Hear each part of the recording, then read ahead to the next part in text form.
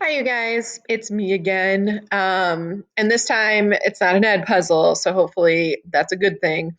Tomorrow you'll have an ed puzzle, though. Today I just want to talk a little bit about what supranationalism is and how it relates to globalization and sovereignty. So that's kind of the purpose of this very short presentation. At least I hope it's short. There are a couple of videos that I want to share with you. I'm just going to hit play and let them run.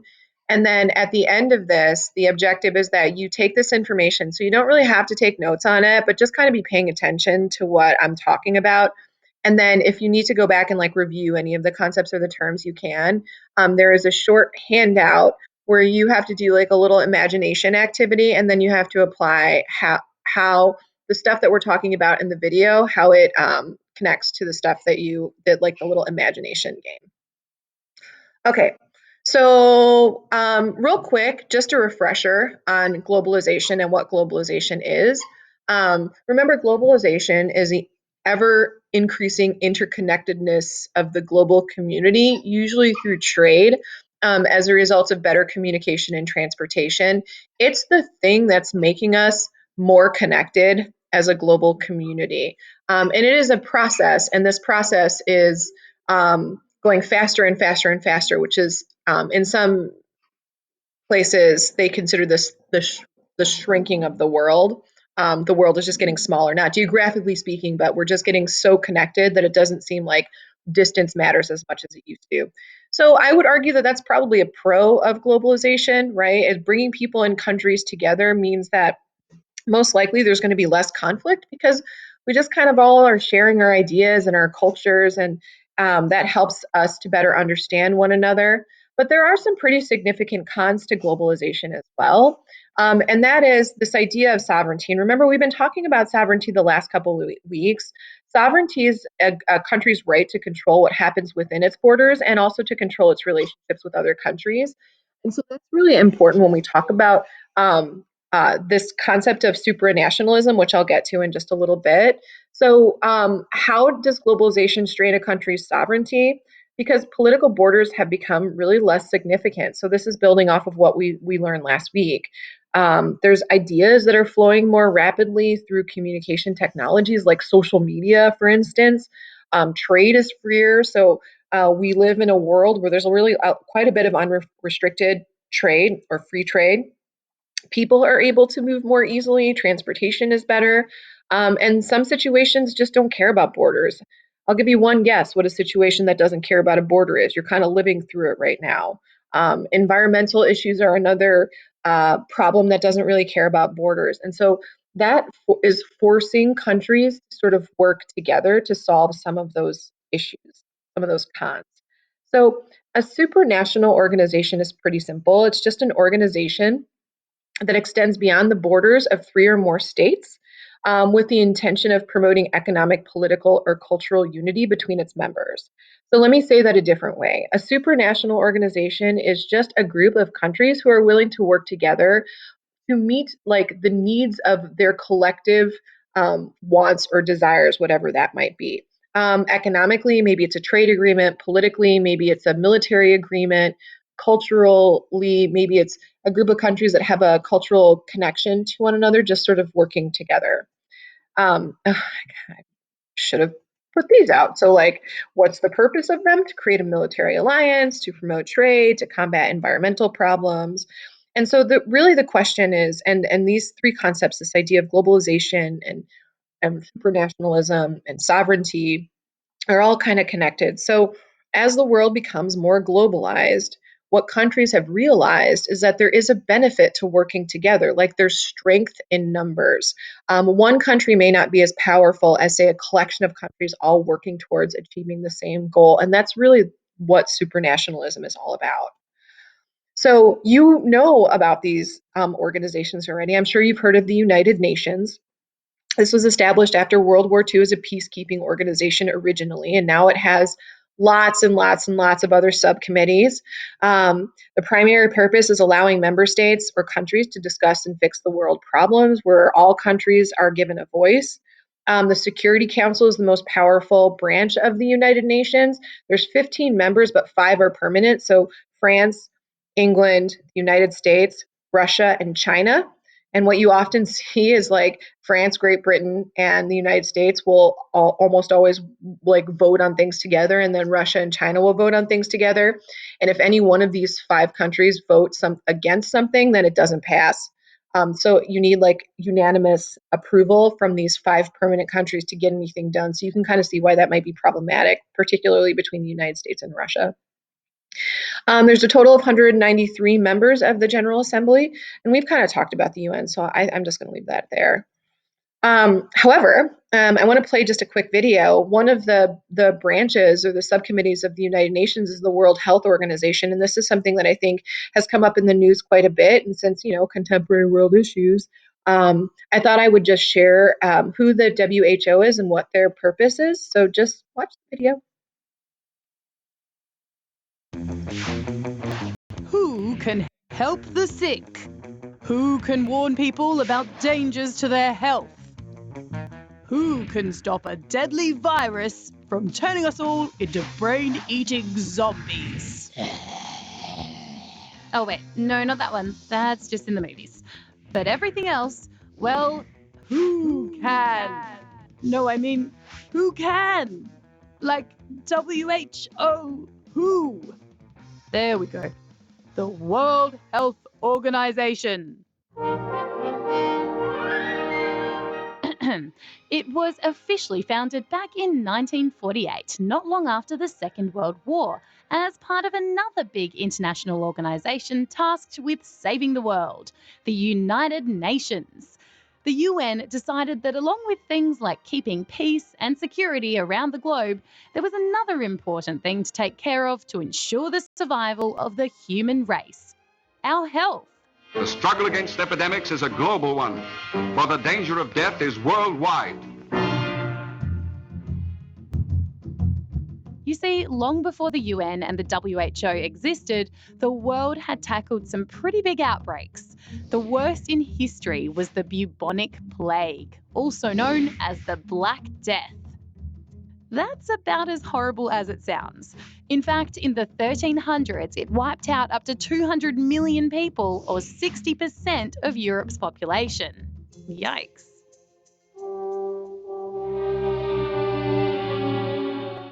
Centuries later, there were diseases like yellow fever, cholera, smallpox, and the Spanish flu, which at the end of World War I infected about 1/3 of the planet's population. A disease that spreads that far around the globe is known as a pandemic. The WHO's aim was to stop that sort of thing from happening again. The World Health Organization will make full use of every existing means: education, prevention, cure. All peoples of every race and belief will be helped by doctors from all races and nations. Since it started, the WHO has done some pretty amazing things, like helping to totally wipe out the deadly virus smallpox through vaccinations. It's also leading the fight against contagious diseases like HIV/AIDS, Ebola, malaria, and tuberculosis. And it helps to educate people on sometimes less obvious dangers to their health, like consuming too much sugar or playing video games for way too long. But right now, the reason the WHO is in the news is because of, you guessed it, the new coronavirus, or COVID-19, which is the name the WHO gave it last week. It says it could be 18 months before there's a vaccine for the virus, but in the meantime, it's been encouraging governments to work together to stop it from spreading. To hit hard and stand in unison to fight this virus in every corner. Of course, the WHO isn't perfect. Some say it didn't react quickly enough to coronavirus and that the organisation needs to be better funded and more efficient. But to many, it's still good to know that there's a big, powerful group out there fighting for our health. Just some interesting information. Pandemics are not new. I just never thought we would be living through one. Okay, so the European Union is another supranational organization that you need to know. And the EU is actually our case study for the next couple of days. So just a little bit of background, although you guys are going to explore this in greater detail over the next 2 days. It was formed in 1993 to reduce trade barriers and increase cooperation and unity between members. They created a singular currency. So all the countries in blue that you see over there are countries that, actually not all the countries, not all of those countries use the euro, but you can kind of get the gist. And then there's totally few, like very, very few restrictions on movement of people. And you will explore how borders, or the role of borders regarding the EU, over the next couple days. So I'm not going to say more about that. And then lastly, this is the one that's most related to our own country. NAFTA is actually an economic supranational organization that is designed to promote cooperation between Canada, Mexico, and the United States by removing tariffs, which are taxes on imports.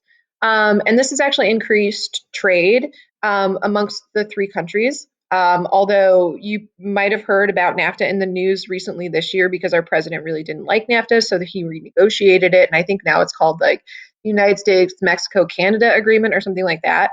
But this next video does a really nice job of talking about NAFTA, the role of NAFTA, and the pros and cons of being a part of NAFTA.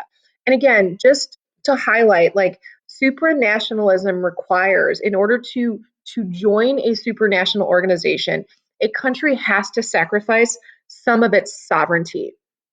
And it does this because there are some benefits for doing so. Like, for example, actually, let me just go back. For example, whereas countries in the European Union, there's not a lot of control about borders here. So if you live in France and you want to travel to Spain, you can do that without a passport, right? Which means Spain and France don't have control over its borders, which means some sovereignty had to be sort of let go of these two countries. But they both benefit because the EU is really strong economically, and so it helps both their countries economically. So we're going to be exploring the pros and cons, the benefits and drawbacks of supranationalism, but not for the next couple of days. But in this video, there's some really good examples of how NAFTA is both beneficial and sometimes a challenge. So just watch this one too. Everyone This one's a little bit longer. Cost us jobs. hates I would like to renegotiate it. NAFTA. The worst trade deal. But it wasn't always that way. The North American Free Trade Agreement was supposed to, expand our exports, create new jobs. and most people were really excited about it. So what actually happened? What did NAFTA do that was good? And what did it do that was bad?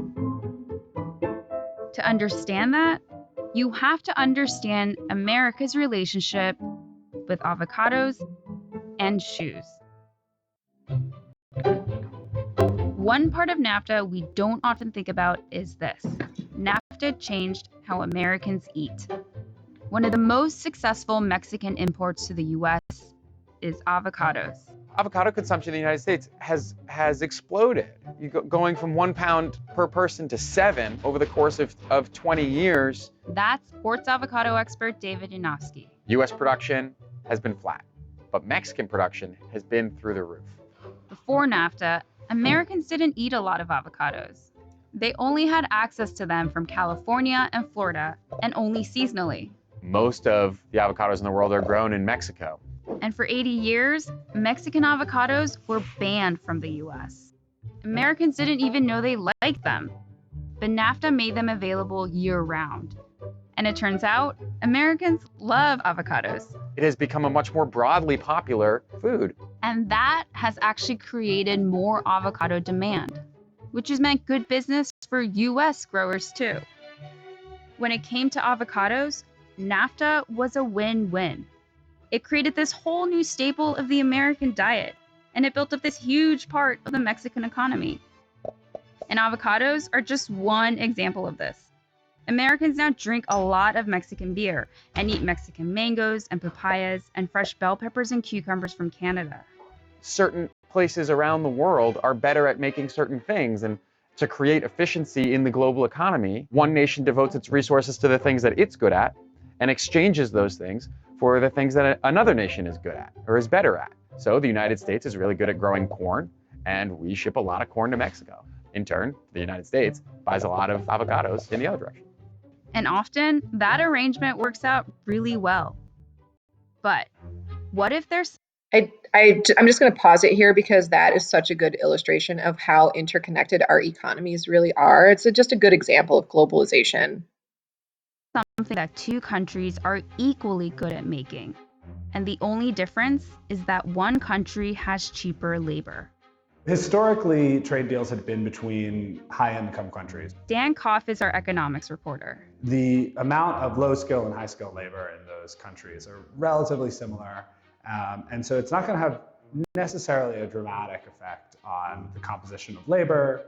But around the time when NAFTA was signed, that balance between the US and Mexico was off. Mexican labor is cheaper. But before NAFTA, that really didn't matter. By the time a Mexican product made it across the border, it'd be slapped with a tax. So Mexican manufacturers were never really a threat. And certain industries in the US were heavily protected by taxes. Like, for example, shoe manufacturers at that time had something like 15 to 17% tariffs on their product. So, that made it, 17% more expensive to get the product from Mexico. As a result of NAFTA, those tariffs went down all the way to zero over 10 years. And that meant that it was much less appealing to do manufacturing of that good in the United States. And those jobs basically disappeared. And that's the story we're familiar with by now. Cheaper Mexican labor means the jobs go to Mexico.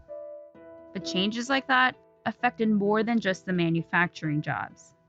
It was not only the people who worked in the factories that lost their jobs, but even the people surrounding them. So if you worked in a coffee shop, or if you worked in a department store in a town that relied on that shoe manufacturer, you would also lose your job.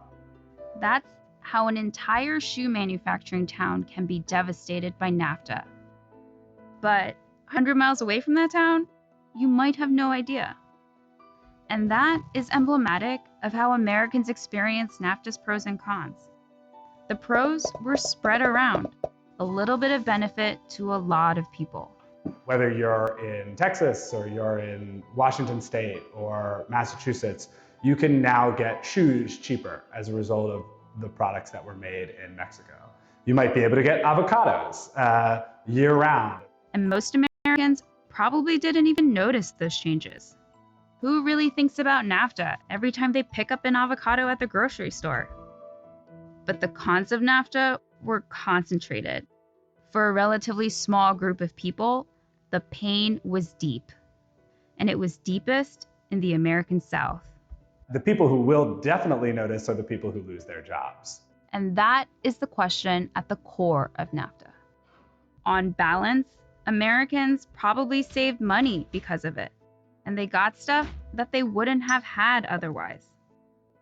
And some people lost their jobs. Was it worth it? I don't know, you guys. Do you think it was? I don't know. Okay, so that's it for the video. Now, if you just have to do the activity, there are, I think, 4 questions for you to answer and an image that you guys are going to analyze, and then that's it. So I hope you have a good Monday. I hope I see some of you actually at our meeting. I know it's early, and maybe you're watching this and our meeting's already over, but like, I miss your faces, you guys. So maybe you can come to the Zoom meeting next week if you miss this one. All right, bye.